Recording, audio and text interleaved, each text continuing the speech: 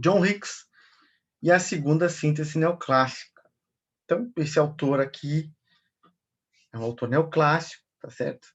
E que acaba inaugurando também uma espécie de subcorrente que está dentro do neoclassicismo, na verdade, que é o chamado novo keynesianismo, que apesar do nome, ele está dentro do neoclássico, tá certo? Isso que é importante. Quer dizer, a forma de pensar é a mesma dos neoclássicos, mas ele busca absorver ideias que estão presentes em Keynes. E essa corrente existe até hoje, na verdade.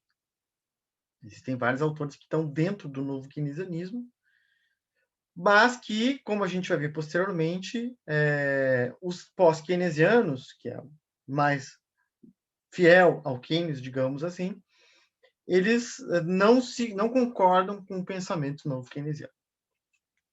Então, vamos ver um pouco daqui do trabalho, das contribuições desse autor. Ele escreveu sobre muita coisa, na teoria da história econômica, metodologia, história do pensamento econômico, teoria econômica, microeconomia, macroeconomia, economia monetária, economia internacional, economia keynesiana e teoria do equilíbrio geral. Foi professor na London School of Economics e em Oxford e ganhou o Nobel de Economia em 1972. Ele está dentro do pensamento neoclássico, né? Dentro da vertente neoclássica. E as ideias dele estão na lógica do equilíbrio geral walrasiano. Porém, em 1937, um ano depois da teoria geral, ele, leu Keynes e busca incorporar, então, né, o pensamento do Keynes à lógica neoclássica, algo que ele vai completar depois na maturidade. Né? Primeiro escreve esse livro, O Sr. Keynes e os Clássicos, uma sugestão de incorporação, 1937, um ano depois. Em 1979, junto com Hans, ele faz o modelo ISLM, que é bastante conhecido aí, o modelo de macroeconomia. Então, assim, né, isso é um ponto importante assim de fragmentação do pensamento. Keynes ele avalou muito o pensamento neoclássico, de tal forma que muitos neoclássicos levam em conta as críticas do Keynes e absorveram essas críticas. É o novo keynesianismo. Porém, não vamos confundir com o pós-keynesianismo, que a gente vai ver à frente, né, que é diferente a lógica de compreender o funcionamento da economia, dado que aqui a lógica é a mesma neoclássica no fundo. Tá? Bom, além dessa contribuição, que foi a principal do Hicks, da ISLM, junto com Hansen, ele também escreveu muito sobre microeconomia, né? Ele revisitou as leis de Marshall de demanda derivada, fez melhorias na análise de equilíbrio geral do Walras, também fez melhorias nas questões de curva de indiferença, assim como na linha de restrição orçamentária, tá? Também ele aprofundou e contribuiu na compreensão da variação de demanda por efeito renda e efeito substituição, fez essa separação. Assim como na teoria da firma, ele tratou de elasticidade dos fatores de produção, né, nas isoquantas, e também falou sobre programação linear na combinação de custos. Mas a gente vai se deter mesmo aqui na contribuição que ele é mais conhecido, que é a ISLM, tá? Então, aqui, mais uma vez, essa é a segunda síntese neoclássica. A primeira síntese neoclássica, Alfred Marshall, a partir da discussão lá entre os clássicos e os marginalistas, eles, olha, os dois estão parcialmente corretos, e fez a primeira síntese neoclássica, né? Aqui é a mesma coisa, na verdade. Né? Tem os neoclássicos aqui, né? Aí tem Keynes, que faz uma série de críticas. Eles, olha, os dois estão parcialmente corretos, fica no campo neoclássico e puxa Keynes para esse campo. Né? Uma tentativa de neoclassizar o pensamento do Keynes. Tá? Então, a teoria keynesiana mais, né, a lógica walrasiana, certo? Bom, então, assim, nesse livro aqui, né, de 1937, esse artigo, na verdade, ele faz esse primeiro esboço, ele tinha feito uma resenha em 1936, Em 1939, ele escreve sobre Valor e Capital, e até o fim da sua vida ele vai fazendo esse debate com Keynes, né? Aqui é interessante porque é um autor que, bom, ele considerou as críticas do Keynes, não é? E, e trouxe essas ideias para o campo neoclássico, só que ele não foi aceito pelos keynesianos, né? Os keynesianos vão chamar lá, John Robinson vai chamar ele de keynesiano bastardo, né? O keynesianismo bastardo. E, ao mesmo tempo, ele sofreu uma série de críticas dos neoclássicos, né, que posteriormente, depois a gente vai ver o desdobramento do pensamento, vai ver outras linhagens, né, dentro desse campo, como o novo clássico, certo? Mas ele vai sofrer uma série de críticas justamente por trazer o pensamento do Keynes para o campo neoclássico.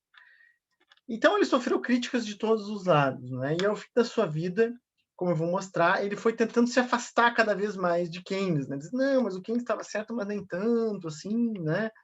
Só num caso específicozinho, assim, né? Ele foi tentando ficar mais palatável aos neoclássicos, mas no fundo, ele levou críticas dos dois lados, tá? Bom, ele primeiro fala que existe alguma convergência entre ele e o pensamento do Keynes, né? Por ter um certo descontentamento em relação a certas abordagens neoclássicas, nas quais as condições de especificações eram obtidas a custo altíssimo, que consistia em eliminar da teoria qualquer representação realista dos problemas colocadas pela passagem do tempo, né? Aqui ele está falando principalmente do custo alto que tem de desemprego, eventualmente, ou de redução de salários, né, na concepção neoclássica. Tá? E aqui a questão do tempo, né, que ele vai tratar bastante, né, que ele vai falar, olha, o Keynes aqui está trazendo a questão do curto prazo, né, e a teoria neoclássica é mais focada no longo prazo.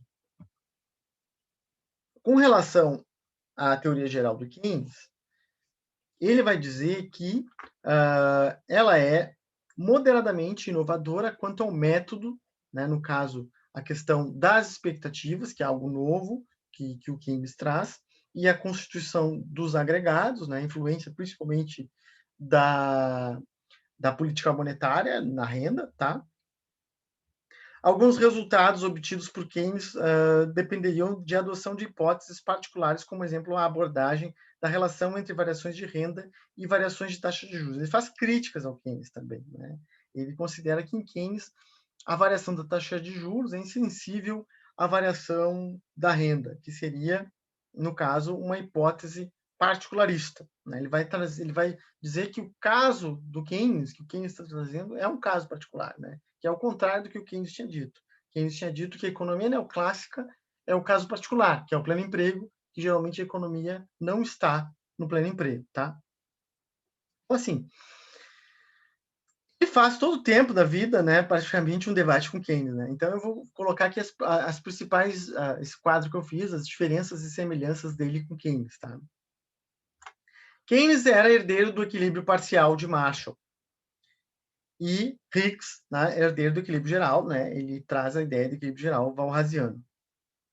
Keynes busca romper com os economistas anteriores, né, embora ele não rompa totalmente, é crítico à tendência da economia chegar ao equilíbrio. O Hicks, né, tem um certo desconforto com a abordagem de equilíbrio, como ele chamou ali, um certo desconforto, né? Ele rompe com a ideia de estado estacionário, né? Estado social, quer dizer, a questão do tempo, né? Da expectativa e do futuro, né? Ele está dizendo assim, olha, realmente, aqui o Keynes tem um ponto, as expectativas importam, né? A ideia neoclássica de que o futuro é igual ao presente, né? Não é real, né? Então, as expectativas sobre o futuro importam e acabam afetando variáveis reais. Esse é o ponto aqui. Outro ponto, né? Que a demanda por dinheiro tem papel relevante, né? Ele diz, olha, realmente a moeda não é apenas para trocas, como consideravam os neoclássicos, né? Existem situações em que os agentes demandam moeda por incertezas e insegurança com relação ao futuro, né? Então, é que ele concorda plenamente com Keynes. O Keynes tem uma análise dinâmica, não é? Colocando o futuro nas variáveis no modelo dele, né? O Hicks, ele busca fazer estática comparativa com dinâmica, né? Que é a mistura aqui de Walras e Myrdal, tá? Em cada período há um equilíbrio geral temporário, né? Mas mudanças nas expectativas afetam esse equilíbrio, gerando, né, uma alteração aqui na dinâmica intertemporal, tá? Que é uma novidade, digamos assim. Como eu disse, né? Aqui são os neoclássicos um pouco absorvendo as críticas do Keynes, né, flexibilizando um pouco a teoria neoclássica.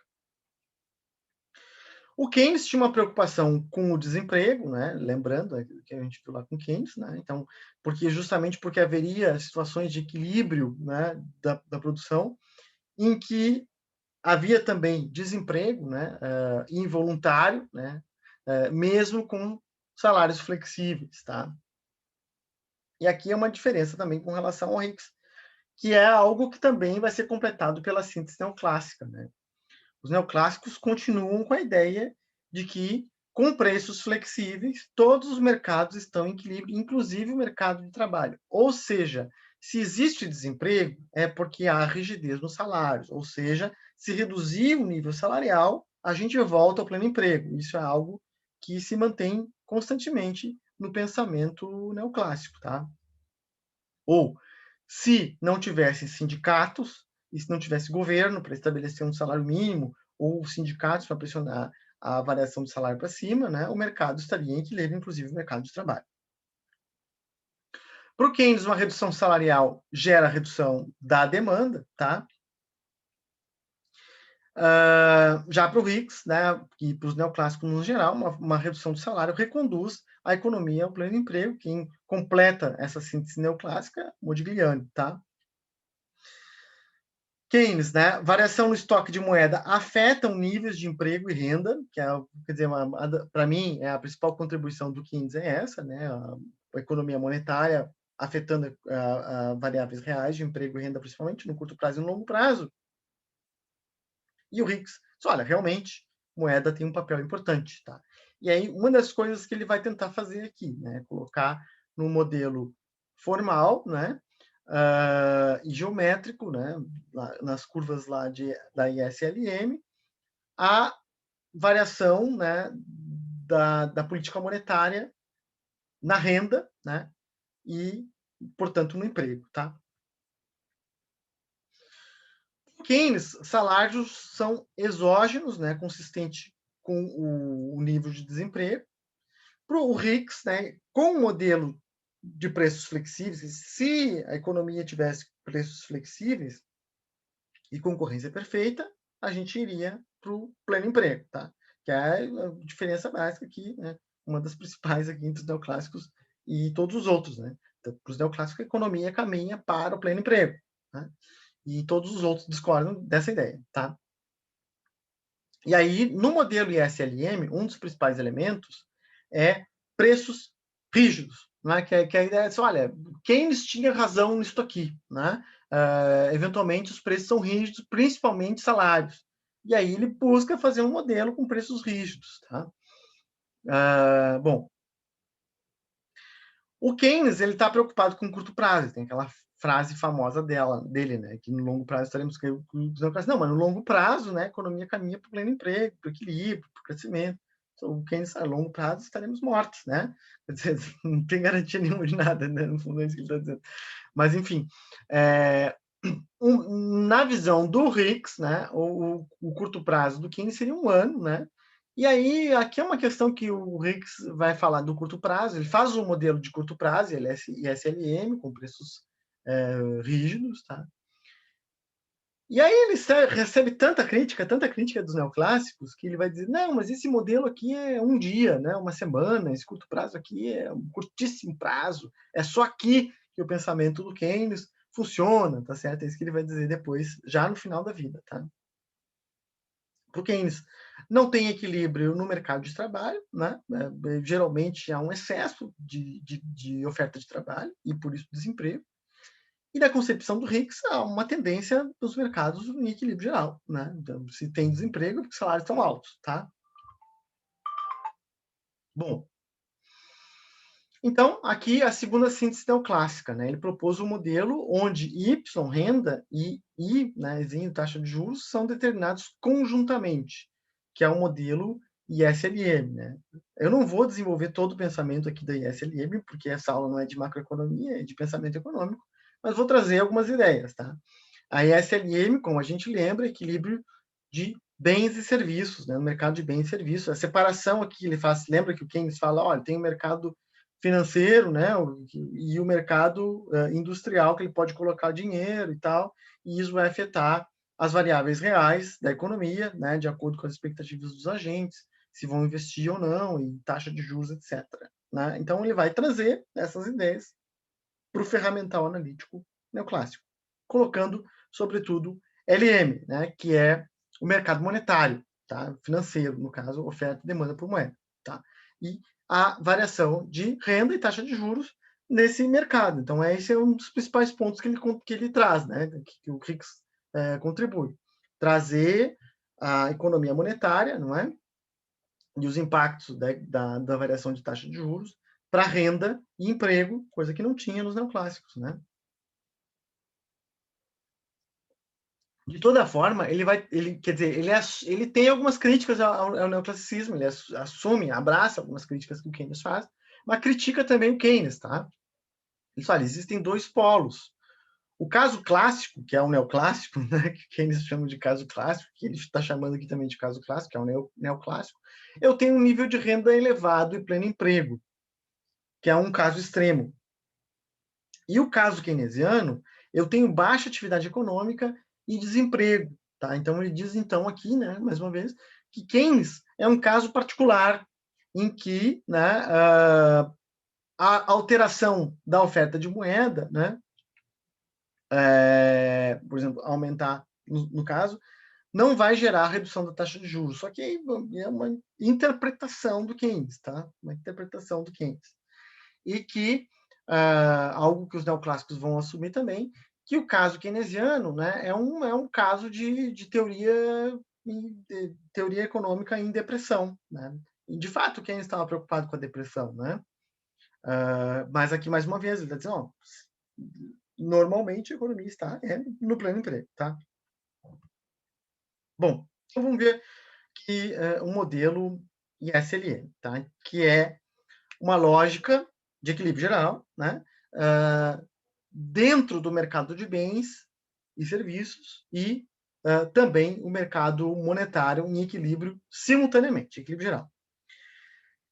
Bom, como eu disse, eu não vou detalhar aqui o modelo SLM, porque não é objetivo nosso aqui, senão a aula seria de macroeconomia. A nossa ideia é buscar compreender o debate intelectual que ele está fazendo, tanto com os neoclássicos, mas principalmente com Keynes. Tá? Hipóteses. As hipóteses aqui, praticamente todas neoclássicas, né? Então, quer dizer, preço igual a custo marginal, né? O que ele diz? Olha, salários rígidos, né? Os preços são rígidos, todos eles, inclusive salários, né? E isso é o novo keynesianismo, tá? Que é basicamente uma lógica neoclássica com salários rígidos, com preços rígidos, que não são plenamente flexíveis. Tá? Mas, o ideal seria que fossem flexíveis, mas não são, né, na prática. Tá? Concorrência perfeita, o salário é igual à produtividade marginal do trabalho, tá? Uma lógica que está presente também no pensamento neoclássico, que não está presente no Keynes, né? Que a elevação de poupança aumenta, né, investimento, tá? Economia fechada nesse modelo aqui, e ele vai fazer, né, vai buscar compreender como a política econômica pode atuar no sentido do equilíbrio e do pleno emprego, que aqui é uma novidade para os neoclássicos, né? Buscar compreender que o Estado, no caso, o governo, pode afetar o nível de pleno emprego, tá? Olhando a política fiscal na curva IS e a política monetária na curva LM. Então, eu vou pegar aqui alguns elementos, né, para a gente recordar desses pontos que para quem não viu, para quem não estudou isso aqui, vai se estudar em macroeconomia, tá? A curva IS, né, I de investimento e S de poupança, né, investment and saving. Então, a curva IS é relativa ao mercado em equilíbrio, né, de poupança e investimento, com diferentes taxas de juros, tá? E também níveis de renda.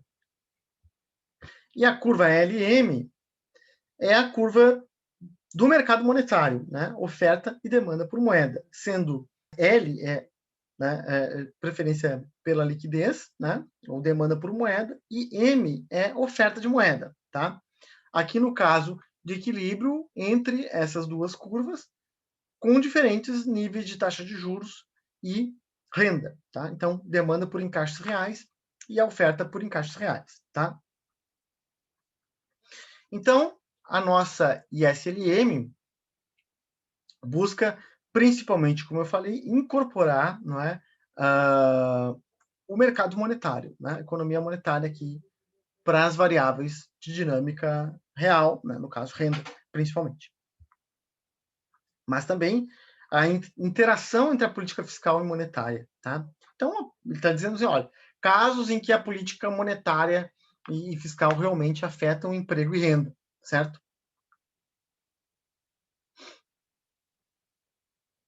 Então, nesse modelo, eu tenho níveis de equilíbrio, tá? A noção de equilíbrio, que é sempre presente do pensamento neoclássico, né? Com diferentes níveis de renda e taxa de juros, que vão se deslocando pela curva ISLM de acordo com a política monetária e com a política fiscal, certo? Então, só para a gente ter essa imagem gráfica, a curva IS, negativamente inclinada, uma relação inversa entre investimento e taxa de juros, que é algo relevante aí, né? Que muita gente critica, inclusive, o pensamento keynesiano por ter essa lógica, tá? Que é colocada aqui, né? Então, se reduz taxa de juros, aumenta o investimento. Tá? Então, uma relação inversa, que vai ter a nossa curva IS negativamente inclinada aqui, tá? E a curva LM positivamente inclinada do mercado, ficou ruim a minha flecha aqui, mas está lá, do mercado monetário, tá? Então, se aumenta a renda, aumenta a demanda por moeda, tá? Porque as pessoas vão, enfim, utilizar mais moeda para transação, tá? Então, aqui a nossa curva positivamente inclinada, tá? E aí, só a gente lembrando aqui, né, enfim, né, como eu falei, se fosse macroeconomia, a gente ia detalhar como é que funciona essas variações e tal, mas a ideia básica é compreender que aqui ele está trazendo a visão do Keynes, né, de que política monetária afeta o nível de renda e afeta o nível de emprego, tá? É isso. E a política fiscal, idem, tá? Então, o que que acontece? Política fiscal é o quê? Por exemplo, o governo gastar mais. Se o governo gasta mais, né, aumenta, né, a demanda, certo? Isso vai deslocar a nossa curva IS para a direita, né? E no caso, a curva LM fica estável, né? Então aqui nós temos a sinalização, né, a visão gráfica, e essa é a principal contribuição do modelo ISLM, de que uma expansão de gastos públicos afeta aqui, ó, o nível de renda, renda é igual a produto, né? Lembrando, Y igual a Y, né? Então, renda é igual a produto. Portanto, uma expansão de gastos públicos aumenta o nível de renda, mas aumenta também o nosso nível de taxa de juros, tá? Então, é isso aqui, né? E se fosse o contrário, né? Se eu tivesse uma retração de gastos públicos, né? Corte de gastos públicos, ou então aumento de tributos, isso faz com que haja redução da renda, né? E a redução da renda, nesse caso, seria o deslocamento da curva IS para a esquerda, tá? Ou aqui, né, no sentido inverso, né, uma redução da renda e, portanto, do nível de produção, e também, nesse caso inverso, uma redução da taxa de juros. Então, o que aconteceu ali? Aumenta os gastos do governo, isso faz com que aumente o consumo, aumentando o consumo, aumenta a renda, aumenta a demanda por moeda para motivos de transação, como a oferta de moeda fixa, dada pelo Banco Central, nesse caso aqui hipotético do novo keynesiano, né? Isso faz com que aumente a taxa de juros, aumentando a taxa de juros, reduz o nível de investimento, tá? Ou seja, aumento do consumo autônomo, aqui no caso dado pelo governo, vai aumentar o nosso nível de renda. Porém, né, esse nível mais alto de renda faz aumentar também a demanda por moeda, o que tem impacto, então, na taxa de juros, dado que a oferta de moeda é fixa. Tá? Então, estou só repetindo aqui o que aconteceu no gráfico anterior. Tá? Uma expansão de gastos do governo gera aumento da renda, não é? Mas também aumento do nível de taxa de juros. Então, a política fiscal, tá? Política fiscal aqui, gastos públicos e tributação, afetando variáveis reais da economia, tá? Algo que não estava presente no pensamento neoclássico e que os neoclássicos vão absorvendo, que de fato, né, afeta, né? É isso que estamos dizendo aqui, né? Afeta. Que depois vai ter uma discussão posterior, né? Que aí, bom, né? Afeta, mas é só no curto prazo, vamos dizer, né? Posteriormente, quer dizer, houve uma alteração na economia neoclássica a partir de Keynes, né? Ele balançou as estruturas e também os pressupostos que foram absorvidos, nesse caso aqui, na segunda síntese neoclássica, mas que vão ter outros desdobramentos posteriores, tá? Bom, então, né, mais uma vez, a variação de gastos governamentais ou de tributos vão afetar, né, a nossa curva IS, né, e deslocando a renda, né, para cima ou para baixo, tá? E também taxa de juros, certo? Então é simples, na verdade, nada muito complexo. É só uma visão gráfica. E a política monetária? Bom, política monetária que é a grande, né, a contribuição do Keynes, né, e que não estava basicamente na lógica neoclássica, né? Não afetava variáveis reais, apenas afetava preços, né? No caso, a inflação, tá? E a partir daqui, então, está dizendo, não, de fato, né, a política monetária afeta variáveis reais, tá? No caso, variação da taxa de juros e a oferta e demanda por moeda, tá? Vamos supor aqui que, o que dentro desta lógica aqui, tá? Novo keynesiana, que está dentro do neoclassicismo, mais uma vez, quem é que determina a oferta de moeda? É o Banco Central. Tá? Então, é uma variável exógena. É o Banco Central que determina. Vamos supor que o Banco Central expanda a base monetária. Né? Então, a nossa curva LM vai se deslocar para a direita. Né? Mais moeda em circulação. O que vai acontecer com mais moeda em circulação? Vai aumentar o nível de renda, certo? E vai cair o nível de taxa de juros, porque vai aumentar, né, a oferta de moeda. Tá? Então, oferta e demanda por moeda vão determinar o nível de taxa de juros, que é a contribuição lá do Keynes. Né? O que determina a taxa de juros é a oferta e demanda por moeda, né, que ocorre no setor financeiro, né? Tá? A economia no lado financeiro da economia. É isso aqui, tá? Que está neoclassizado agora, né? Então, variação da base monetária, por exemplo, vai afetar o nível de renda e o nível de taxa de juros e o nível de produção. Tá? Isso que ele está dizendo aqui, no modelo ISLM. E o inverso também é verdadeiro. Se a gente tivesse uma retração da base monetária, haveria um deslocamento da curva LM, né, para a esquerda, tá certo? E isso ia afetar reduz a quantidade de moeda em circulação.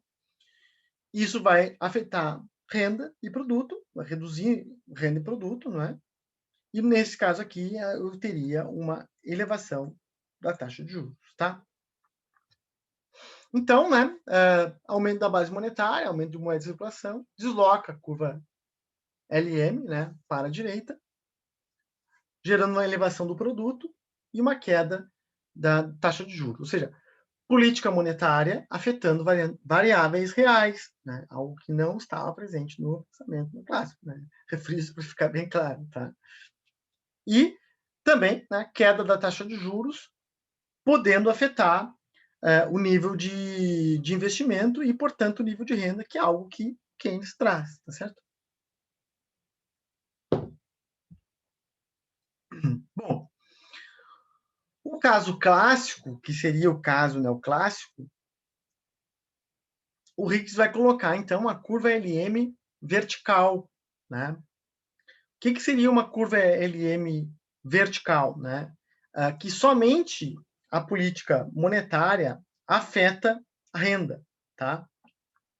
Que é esse caso aqui, né? A LM vertical. Se a LM está fixa, a oferta de moeda, tá? Principalmente, a variação de gastos do governo não vai alterar o produto, tá certo? Então, aqui, daqui para cá, aumentou gastos do governo, né? E o produto está no mesmo nível, certo?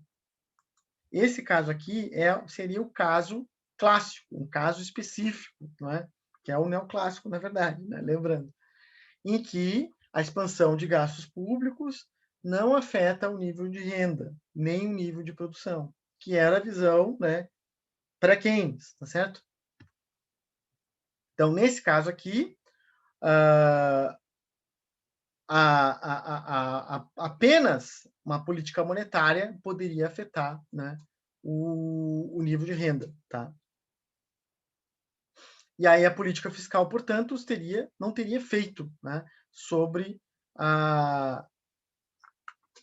o nível de renda, né, e, portanto, o nível de emprego, né, e, portanto, o nível de produção, né, a política fiscal ineficiente, tá? Que era a visão anterior neoclássica, tá certo? Tá? E que, bom, os neoclássicos aqui, eles vão dizer que bom, de fato, né, afeta a variação, né, de gastos públicos, de política monetária, vão afetar níveis de renda. Né? Depois vão dizer, não, é só no curto prazo, tá? Mas aqui estou fazendo uma concessão, né, dentro do pensamento neoclássico. Então, política fiscal, né? Outro caso, que seria outro caso extremo, que ele fala, né? A armadilha da liquidez, que é algo que o Keynes traz lá também, né? Na armadilha da liquidez, a LM é horizontal, né? Eu não cheguei a botar o gráfico aqui. Ou seja, né? A LM é assim. Portanto, variação da política fiscal afeta o nível de renda nesse caso. Apenas a política fiscal vai afetar o nível de renda, tá? Que é um outro caso extremo, né? Então ele está dizendo, tem dois extremos aqui, né? Em que a LM é horizontal, né? E que a LM é vertical, né? Que seria o caso clássico, né? E o caso da armadilha pela liquidez, né? Em que a alteração, né, na política monetária não vai ter efeitos sobre o nível de produção, seria o caso em que a LM é horizontal. E nesse caso aqui, que é o caso que o Keynes chama atenção lá, apenas a política fiscal iria afetar o nível de renda e de emprego, tá? Ou, né, aquele que os agentes estão com tanta incerteza com relação ao futuro, que mesmo que você baixe taxa de juros ou coloque mais moeda de circulação, os agentes não vão investir, não vão aumentar a capacidade produtiva, não vão gerar demanda e nem aumento da produção. Portanto, né, apenas gastos públicos seriam capazes de tirar a economia do nível de desemprego. Bom, então, sim, esse é o modelo simplificado aqui do SLM, né? Eu não vou detalhar todas as situações, todos os casos, como eu disse, né? A gente estuda em macroeconomia. O importante é, né, essa absorção que tem das críticas que o Keynes faz à teoria neoclássica, tá? De toda forma, esse modelo SLM, ele foi bastante criticado também, né? Como eu disse no início, tanto pelos keynesianos quanto pelos neoclássicos, tá? O Samuelson, que é um autor novo keynesiano, né, ele vai dizer que o SLM permitiu consolidar as ideias do Keynes. De fato, né, eu tenho uma consideração aqui das críticas do Keynes, ao contrário do que fazem eventualmente, né, que as críticas não são nem absorvidas nem levadas em conta. Né? Aqui elas foram levadas em conta, foram absorvidas por um tempo, tá? Mas os autores keynesianos ficaram muito irritados aqui com isso aqui, né? Com essa síntese neoclássica aqui. Por quê? Na visão deles, esterilizou as contribuições do Keynes, tá? John Robinson, como eu disse, vai chamar de keynesianismo bastardo, que é um termo aí que vai pegar, né? Seria também uma simplificação excessiva do Keynes, né? Que coloca o investimento como função da taxa de juros, Mas onde fica, né, a eficiência marginal do capital ou as expectativas, né, que estão presentes no Keynes, né, expectativas com relação ao futuro? Outros autores, né, como Young, vai dizer que a originalidade e a contribuição do Hicks foi trazer uma representação gráfica para o modelo, né, do Keynes, para as ideias do Keynes, né, mas que modelos equivalentes já tinham sido elaborados anteriormente. Ainda, né, os Keynes vão dizer que Hicks, né, atribui a Keynes uma abordagem indevida na possibilidade de que um aumento no investimento resulte apenas no aumento do consumo e de renda, sem qualquer impacto sobre preços e taxa de juros. Lembrando aqui, né, eu tenho um modelo de preços fixos, né, que é o que vai qualificar o pensamento novo keynesiano. Mais críticas, né? Uma delas, né, é que o próprio Hicks vai dizer aqui que o curto prazo é de uma semana, né?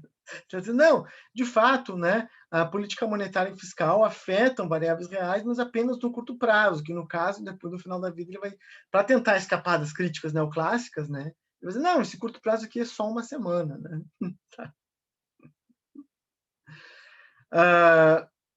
Não tem aqui a demanda efetiva, né? Que acaba sendo um dos principais pontos aqui, né, para a determinação de emprego, tá?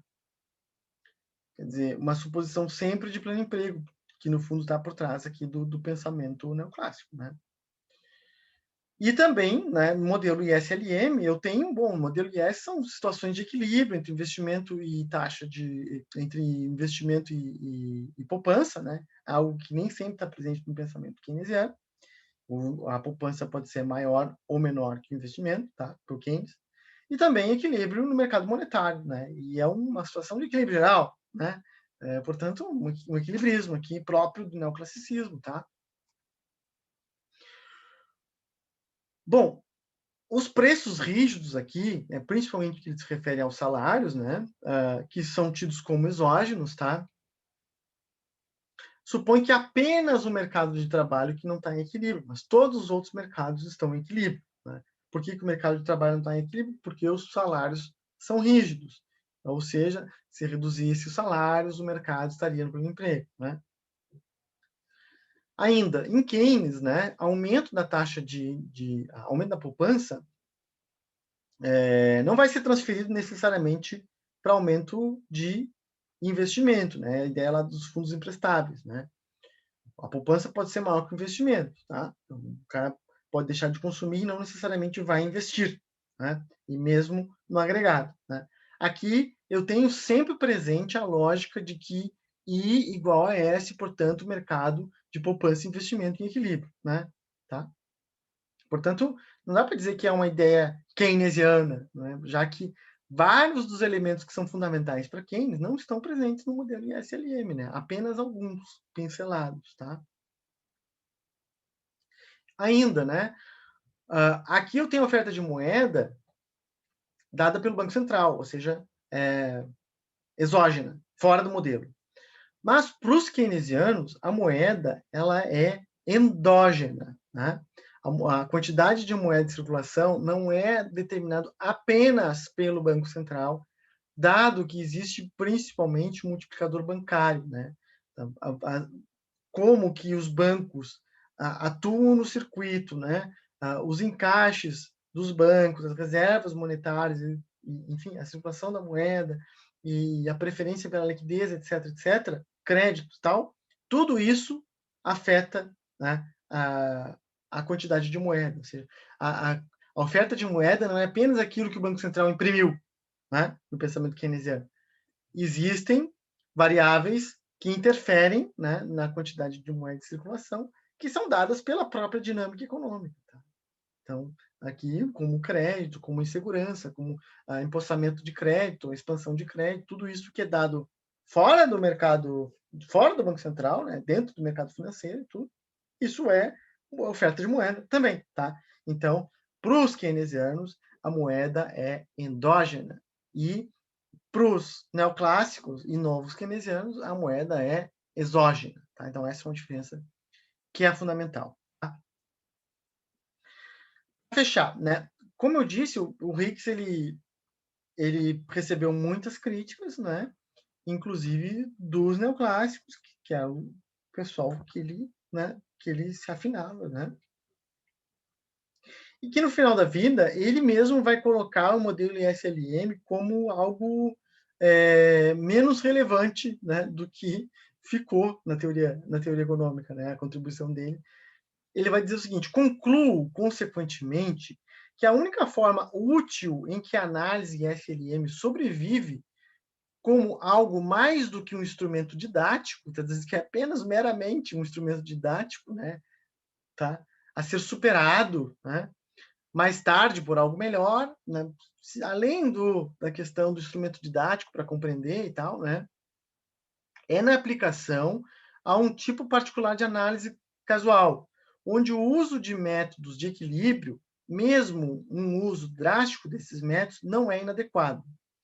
Quero pedir-lhe, economista aplicado, que tente se assegurar de que as divergências entre a realidade e o modelo teórico que ele está usando para explicá-lo não são mais do que divergências que ele tem o direito de ignorar, tá? Então, aqui é algo importante.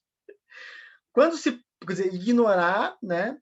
E está dizendo, olha, existem diferenças entre a realidade e o modelo teórico, tá? E você tem o direito de ignorar isso. Ou, de outra forma, a teoria não é a realidade, ok? E você pode ignorar isso, tudo bem, tá? Economista aplicado. Quando se passa para questões de política econômica, o método de equilíbrio é ainda mais suspeito, né? Ou seja, ele está dizendo aqui, né, que dá para ignorar, no caso, né, que a realidade e o modelo são diferentes, sobretudo quando a gente pensa em política econômica, né? Que é algo bastante interessante, que ele diz que, no caso da política econômica, o método do equilíbrio é ainda mais suspeito. Tá? Então, ele continua também criticando os neoclássicos, mesmo tentando se defender das críticas dos neoclássicos. Então, esse é o pensamento aí do Hicks, né? E as transformações do pensamento que ele teve ao longo da vida.